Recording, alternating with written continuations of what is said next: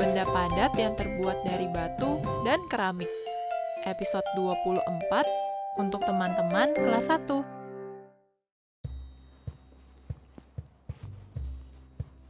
Halo teman-teman, selamat pagi. Jumpa lagi dengan aku, Ririn. Sebelumnya, aku mau tanya ya, hari ini hari apa? Iya, betul. Sebelum kita memulai kegiatan, kita berdoa dulu menurut agama dan kepercayaan masing-masing. Berdoa mulai. Berdoa selesai. Sekarang kita olahraga dulu yuk. Gerakannya tidak sulit kok. Kalian ikuti gerakan aku ya. Nah, seperti ini. Kalian ayunkan bolanya ke kanan dan ke kiri selama beberapa kali. Gampang kan?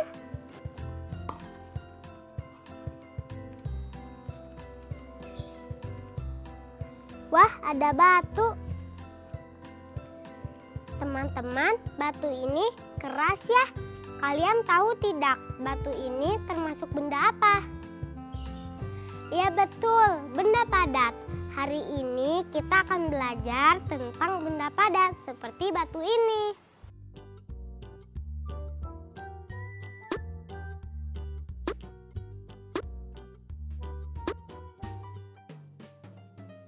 Selamat pagi, Bu. Pagi sayang, sudah mandi?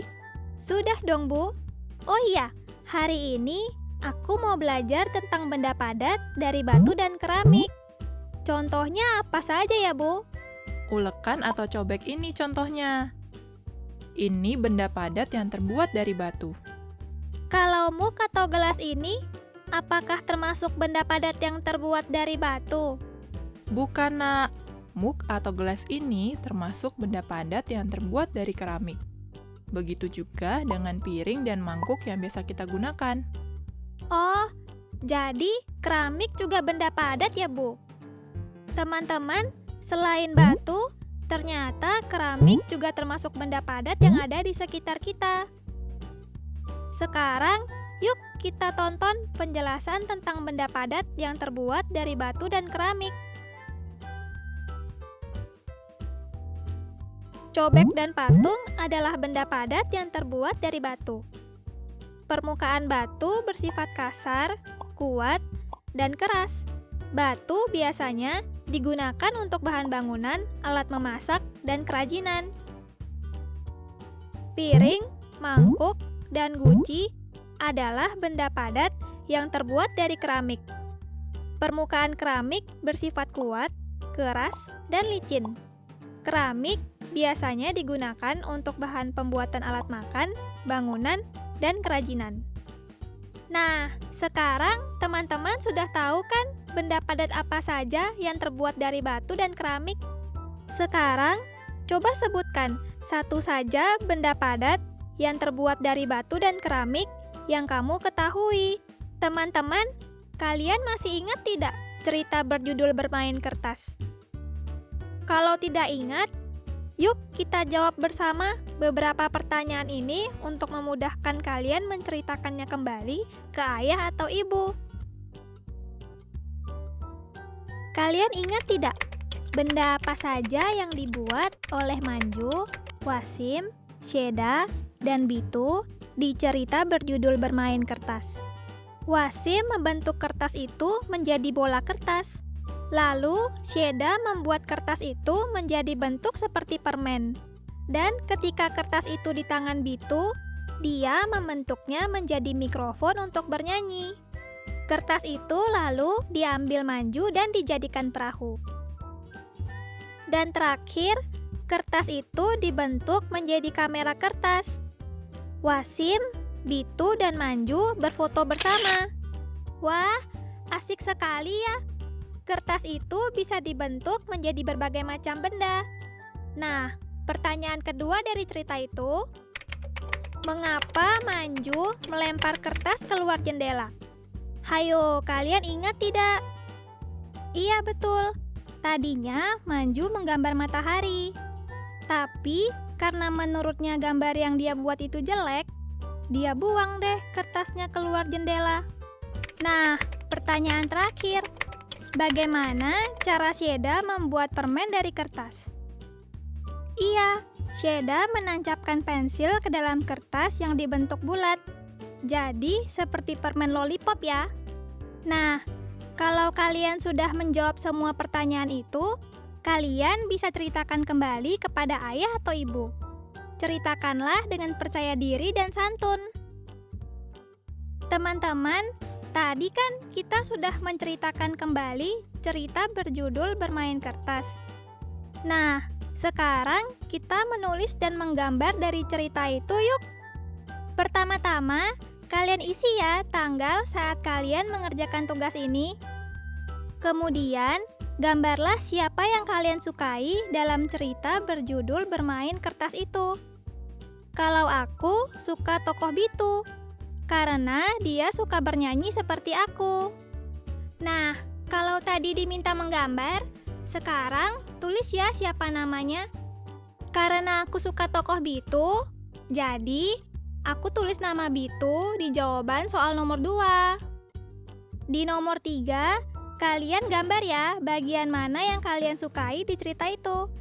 Kalau aku suka ketika Wasim, Manju, dan Bitu berfoto bersama dengan kamera kertas. Nah, setelah digambar, di nomor 4, kalian tulis ya bagian cerita yang kalian suka. Yuk, sekarang kita kerjakan bersama ya.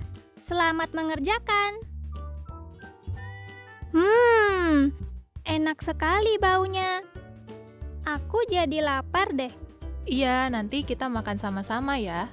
Aku bantu menata meja ya, Bu. Boleh, sayang. Oh iya, Bu. Kalau piring kan benda padat yang terbuat dari keramik. Nah, kalau panci terbuat dari apa ya? Panci itu benda padat yang terbuat dari logam. Logam itu apa ya, Bu? Logam adalah bahan pembuat benda yang bersifat keras, kuat, dan tidak lentur. Wah, ternyata ada banyak benda padat di rumah ya. Ada yang terbuat dari batu, keramik, dan logam. Teman-teman, sekarang kita belajar tentang logam yuk. Apa sih logam itu?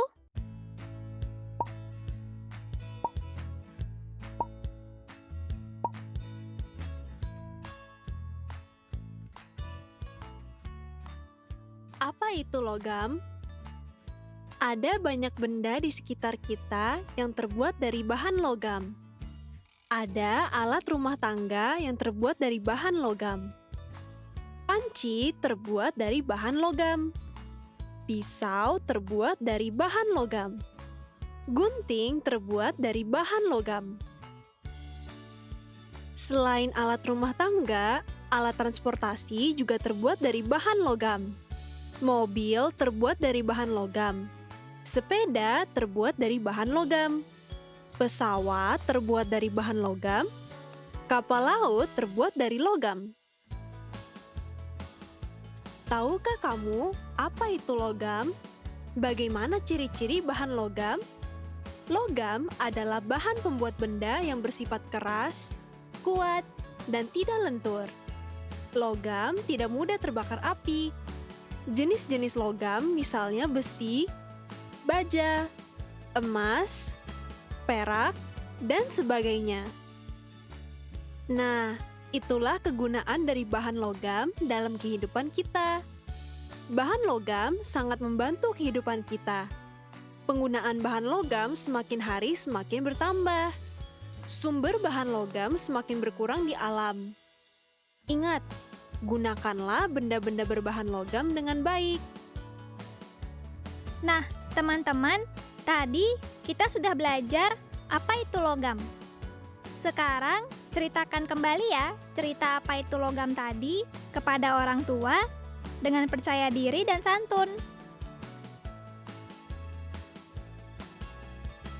Ceritakan apa yang kalian ketahui tentang apa itu logam, apa ciri-ciri bahan logam, dan benda apa saja yang terbuat dari bahan logam. Nah, sekarang aku dan ibu mau makan dulu ya.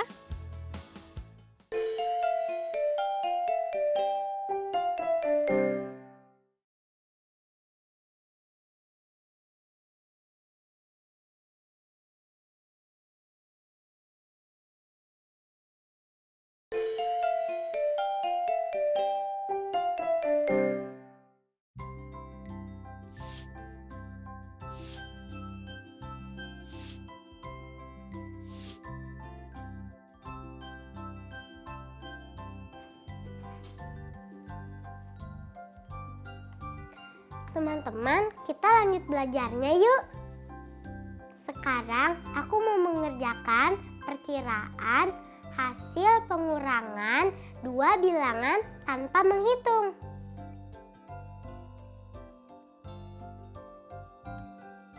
48 dikurang 22 kira-kira berapa ya hasilnya?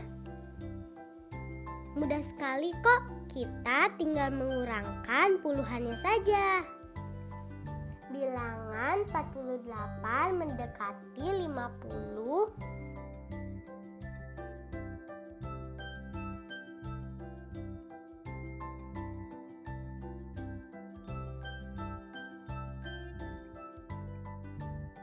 Dan bilangan 22 mendekati 20.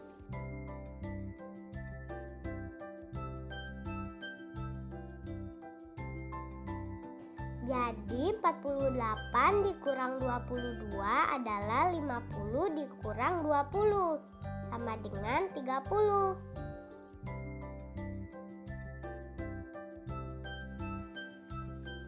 Gimana? Gampang kan? Sekarang giliran kalian ya. Berapa perkiraanmu jumlah dari 12 ditambah 27?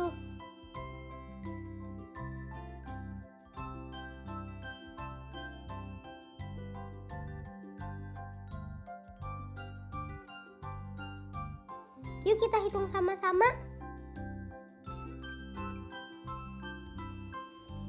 Bilangan 12 mendekati 10.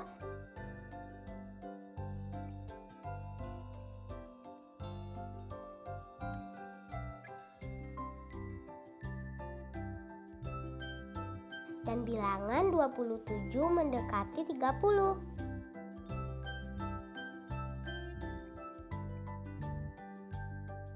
Jadi 12 ditambah 27 sama dengan 10 ditambah 30 sama dengan 40.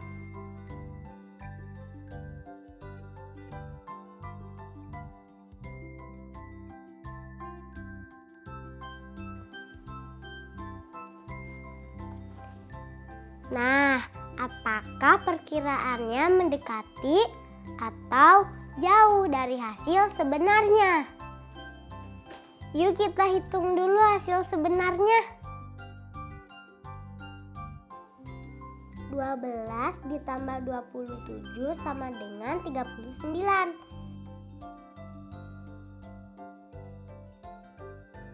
Dan hasil perkiraannya adalah 10 ditambah 30 sama dengan 40.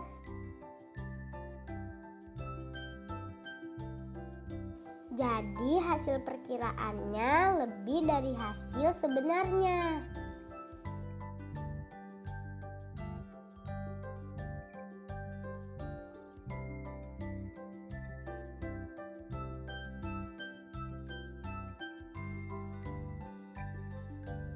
Teman-teman masih ingat kan pecahan setengah? Nah, kue ini contohnya. Aku mengambil setengah bagian dari seluruh kue. Bedanya apa sih dengan seperempat bagian?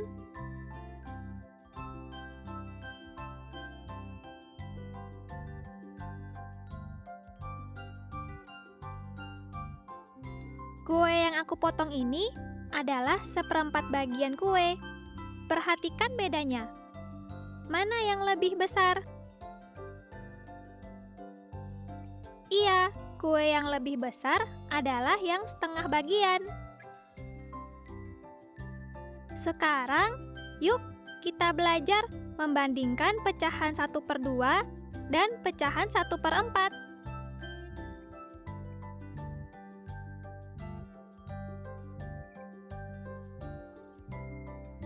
Manakah yang lebih besar?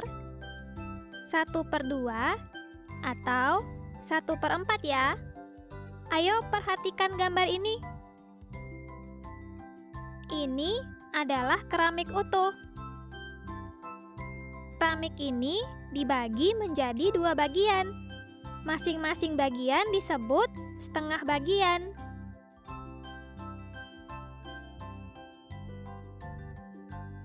Nah, bagaimana jika keramik utuh itu dibagi menjadi 4 bagian? Masing-masing keramik disebut 1/4 bagian. Coba kita lihat perbandingannya. Mana keramik yang lebih besar? Setengah bagian atau 1/4 bagian? Iya betul, keramik yang lebih besar adalah yang setengah bagian. Kita lihat lagi contoh berikutnya ya. Ini adalah gambar logam utuh yang berbentuk lingkaran. Logam utuh yang pertama dibagi menjadi 2 bagian dan masing-masing menjadi setengah bagian. Logam utuh yang kedua dibagi menjadi 4 bagian. Masing-masing menjadi 1/4 bagian. Coba perhatikan gambarnya. 1/4 terlihat lebih kecil dari setengah. Jadi ingat ya teman-teman, pada urutan bilangan pecahan 1/2 lebih besar dari 1/4, atau 1/4 lebih kecil dari 1/2.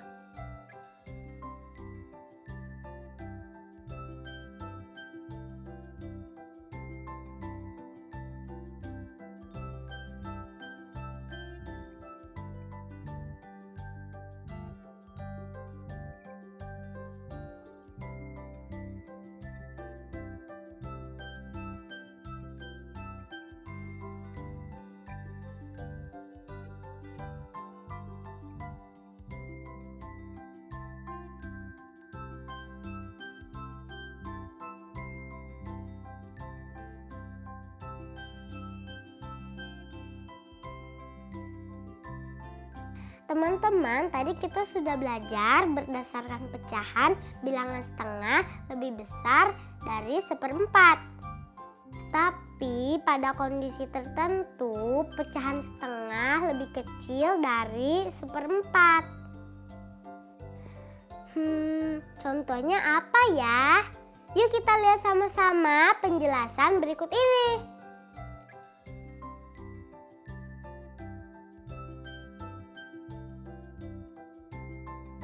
Perhatikan gambar keramik berwarna biru di sebelah kiri dan gambar triplek berwarna coklat di sebelah kanan.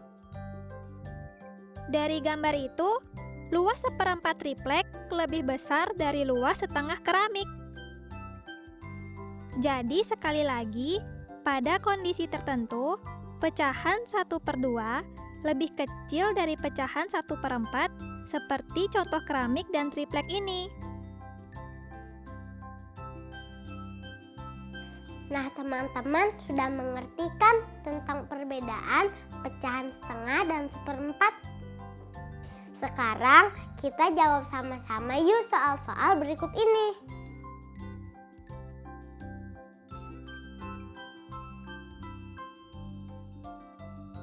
Pertanyaan pertama. Setengah bagian papan lebih besar atau lebih kecil dari seperempat bagian papan?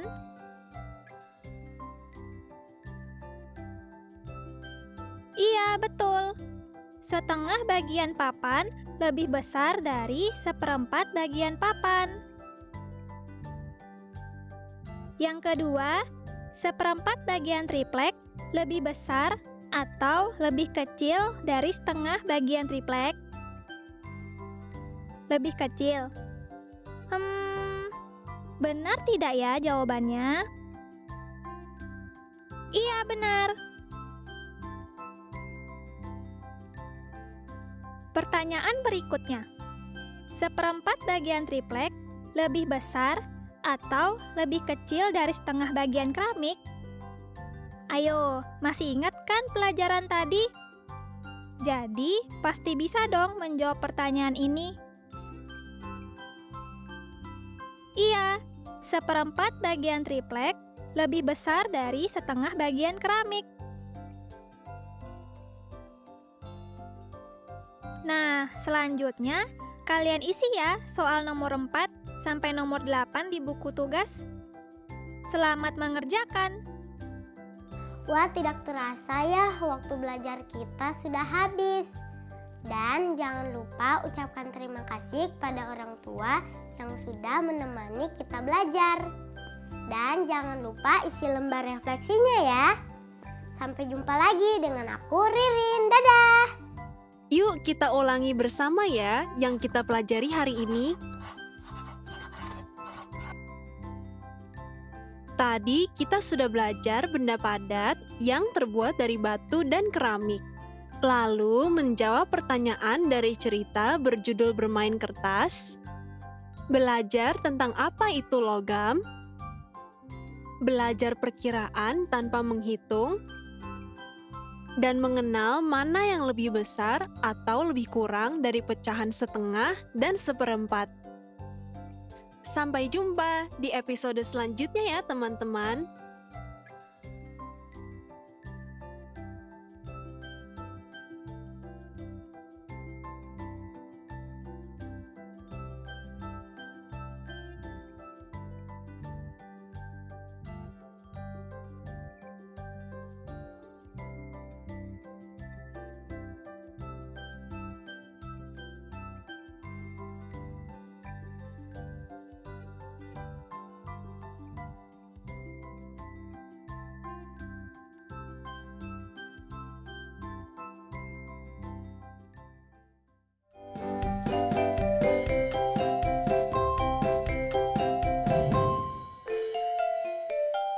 Sampai jumpa.